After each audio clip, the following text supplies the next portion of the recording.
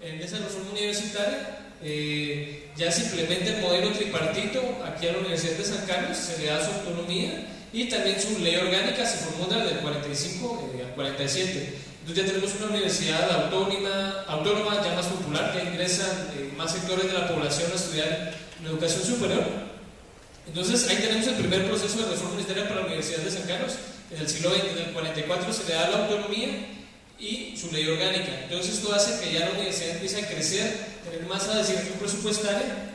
Y entonces, ¿qué pasa? La universidad empieza a crecer tanto que en los años 70 hay un proceso de transformación universitaria y de reforma del 70 74 y del 74 78, donde los estudiantes pues empiezan a crecer, la población estudiantil, y no solo estudiantes, sino también de docentes, de administrativos y de personal en general. Entonces, ¿qué ocurre? Ya más estudiantes quieren estudiar nuevas ciencias, nuevas carreras. Entonces empiezan a formularse las primeras escuelas no facultativas, empiezan a desprenderse de las facultades, escuelas no facultativas, empiezan a haber nuevas carreras y se forman, por ejemplo, psicología, trabajo social, ciencias de la comunicación, historia, la escuela de historia, la escuela de ciencia política. Entonces ya se descentraliza de las facultades. Este es un proceso de reforma. Y no solo aquí en el campus central, sino que inician los primeros centros universitarios. Es en los años 70, cuando empieza, por ejemplo, el Centro Universitario de Occidente, el Centro Universitario de Noroccidente, en Culoca, allá en Huehuetenango, en Alta Verapaz, por ejemplo, el Centro Universitario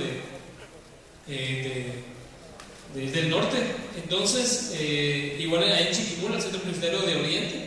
Entonces, es en los años 70, cuando ya no hay solo universidad aquí en la capital, sino que se centraliza y ya empiezan a haber centros universitarios o centros regionales en el interior del país. Entonces este es el segundo momento de reforma universitaria, cuando surgen las escuelas no facultativas y los centros regionales. También surge, por ejemplo, el EPS, el inicio profesional supervisado, como esa vinculación directa de los estudiantes con la población. Entonces, esa cuestión. De ahí hay otro proceso desde el 89, por ejemplo, que ya no surge, porque los principales líderes estudiantiles son asesinados, los mártires del 89. De allí surge otro proceso en los años 90, surge un congreso de reforma universitaria en el 95 y se propuestan 60 y tantas propuestas de modificaciones a la ley orgánica, pero estas no terminan, no son implementadas todas, sino solo algunas. Pero ya hay un antecedente en los 90 de un congreso de reforma universitaria con participación de los sectores que hacemos vida universitaria. Pero ¿qué ocurre durante el actual proceso de reforma universitaria que inicia en el año 2010? Entonces, este surge a través de una problemática estudiantil, digamos. Los estudiantes podíamos votar por los representantes docentes en las juntas directivas de las facultades, vocales 1 y 2. Imagínense que ustedes pudieran votar por quiénes iban a ser los docentes ahorita en su junta directiva, pero 13 catedráticos de agronomía modifican la ley orgánica. Entonces, a través de un amparo en la Corte de Constitucionalidad, esto hace que se modifique el reglamento de elecciones de la universidad y los estudiantes pierdan el derecho a voto por los docentes en las juntas directivas.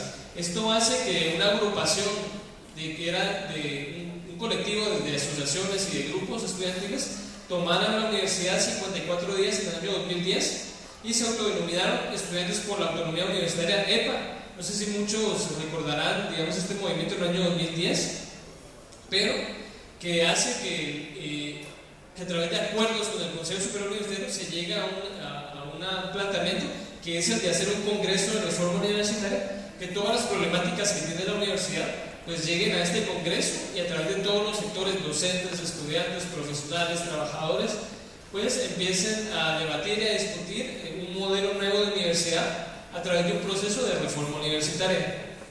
Entonces se empieza a trabajar desde el año 2010 como uno de los acuerdos EPA, Consejo Superior Universitario, que se haga un congreso de reforma universitaria y entonces empiezan ya a trabajar, digamos, hay una convocatoria para que inicien todos los grupos, o sea, los sindicatos, las asociaciones, los claustros, todos los grupos que hacen vida universitaria, a trabajar en un documento metodológico para el proceso. Entonces, en el año 2011-2012 se empieza a trabajar en una metodología, una ruta que nos va a decir cómo los 200.000 estudiantes, cómo los demás, más de 8.000 docentes, y imagínense la cantidad de profesionales que tiene la universidad, a través de sus colegios, cómo todos los sectores universitarios nos vamos a poner de acuerdo Entonces, de esto es del año 2012, pero surge una divergencia, digamos, entre los grupos, y el sector estudiantil ocupa nuevamente el edificio de rectoría 126 días, exigiendo que este disenso metodológico pues surja un consenso. Entonces ya se empieza a trabajar de manera conjunta todos los sectores y todas las organizaciones universitarias, solo una ruta metodológica, que es la que venimos a presentarles el día de hoy. El triforal que se les presentó es, digamos, el resumen de este documento, la metodología y bases para el proceso de reforma universitaria, que es lo que venimos a socializarles el día de hoy. Es un documento que establece, es una propuesta, digamos, de cómo se va a hacer ese congreso de reforma, cómo van a ser esas fases, cómo se van a hacer las comisiones y cómo todos los sectores, o sea, los estudiantes, docentes, trabajadores y autoridades nos vamos a sentar a plantear y debatir y argumentar qué nuevo modelo de universidad queremos. Entonces, si nos damos cuenta, los procesos de reforma universitaria han sido principalmente movimientos donde los sectores organizados de estudiantes, por ejemplo en los años 70 el sector de estudiantes era fuertemente organizado y no solo tenía procesos, digamos, políticos a cargo interno, sino al exterior, a través de movimientos sociales y populares. En los años 90 pues un poco, ya ahorita eso hay que reconstruirlo nuevamente, pero ya hay una ruta metodológica en la que podemos participar todas y todos en el proceso de reforma universitaria. Entonces, en eso consistía mi participación de los antecedentes, tener una presentación con imágenes. Al final pueden preguntarme, pueden darme su correo, yo se las puedo enviar, y más al sector estudiantil. Pues gracias por su atención. Ahí estamos. Bueno, vamos a continuar entonces. ¿Cuáles son las características de esta reforma universitaria? Este tema lo va a desarrollar el ingeniero Herbert Miranda. Yo creo que tenemos muchos problemas ahí con el sistema que no lo adapta. Entonces, por favor, ingeniero. Muy bien, muy buenos días a todos. Un gusto saludarlos, especialmente porque pues, pertenezco a esta facultad y ahora que tengo la oportunidad de trabajar en el proceso de reforma universitaria, pues compartir un poquito con ustedes. Hay toda una presentación, como se les dijo, pero como no, las cosas al final no son tan funcionales y de repente fallan, pero hay que tener un plan B, dice el sistema. Así es que básicamente este proceso de reforma se caracteriza por 4 cosas importantísimas. Una, que este documento que ustedes han observado, que se ha mencionado, llevó 5 años el llegar a establecer una metodología. Esa metodología no fue impuesta. Esa metodología, todos los sectores de la universidad, quienes representan las fuerzas vivas de nuestra institución, trabajaron y se pusieron de acuerdo. Y durante 5 años hubo discusiones fuertes, hubo líos, pero al final ahí está el documento, por acuerdo de todos, se presentó al Consejo Superior Universitario y el Consejo Superior Universitario lo autorizó y dijo, bueno, efectivamente ya que llegaron a un acuerdo y eso es lo que ustedes consideran como metodología para cambiar la institución, pues entonces que se eche a andar. ¿Cuál es el problema de la institución? Pues el problema es que tenemos una institución estructurada, esbozada, funcional desde hace promedio de 60 años atrás. Es decir, que de 60 años para acá la universidad ha crecido inmensuradamente. Imagínense el número de estudiantes que habían en los años 44, que fue cuando se esbozó la universidad, y el número de estudiantes que hay ahorita. Eso indudablemente repercute en todo, ¿de acuerdo? En aquel entonces comenzaron a haber unas facultades, después se completó con otras,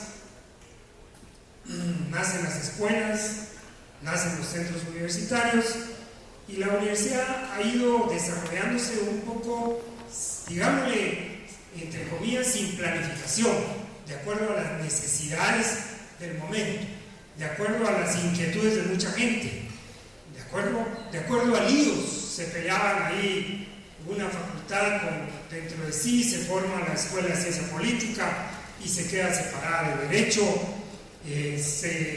También hay líos en Humanidades y se desarma y se forma Psicología y se desprende Historia, la Escuela de Arte.